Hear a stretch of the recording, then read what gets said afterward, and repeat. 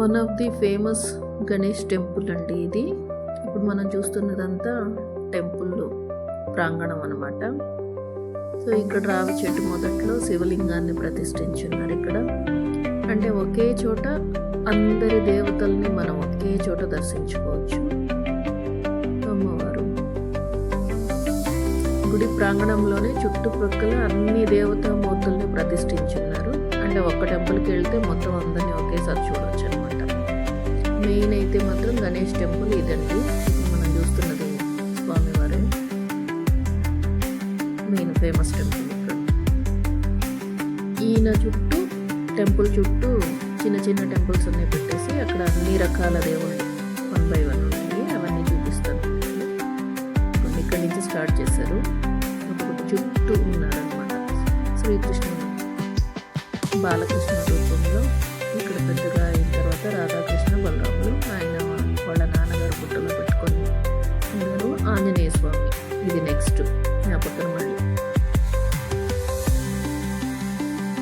మొత్తం ఇక్కడంతా ఆంజనేయ స్వామిలు వినాయక స్వామి టెంపుల్స్ చాలా ఎక్కువ ఉన్నాయండి. ఇందోర్లోనే శ్రీరాముడు సీతాదేవి దత్తాత్రేయుల వారని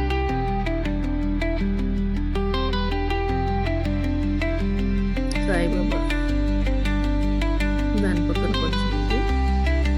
సో శనీశ్వరుని ఇక్కడ రూపంలో చూడవచ్చు. అంటే ప్రతి చోట విగ్రహం అదొక షేప్ లాగా ఉంటుంది కదా. ఇక్కడ పర్టికులర్గా ఆయన్ని మాత్రమే ఆయన ఒక్కళ్ళే ఉన్నారు. సో మెయిన్ లుక్ అయితే ఇది గోపురం. తర్వాత ఆ గోపురం మీద ఈ జెండాలు ఇవన్నీ పెట్టేస్తున్నారు. అవుట్ లుక్ ఇట్లా ఉంటుంది. లోపల ఇక్కడ స్పెషల్ ఏంటంటే భూగర్భంలో శివలింగం ఉంది. అది ఒక ఫ్లోర్ కింద అండర్ గ్రౌండ్లో ఉంది.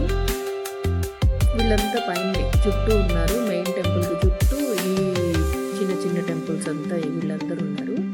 ఇప్పుడైతే భూగర్భంలో శివలింగాన్ని ఒక ఫ్లోర్ కిందకి వెళ్ళాలి. అది స్టెప్స్ దిగేసి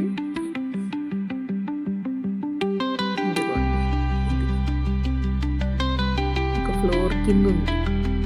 పైన మాత్రం నందీశ్వరుడు ఉన్నారు. ఇదిగోండి ఇక్కడ సూర్యుడు.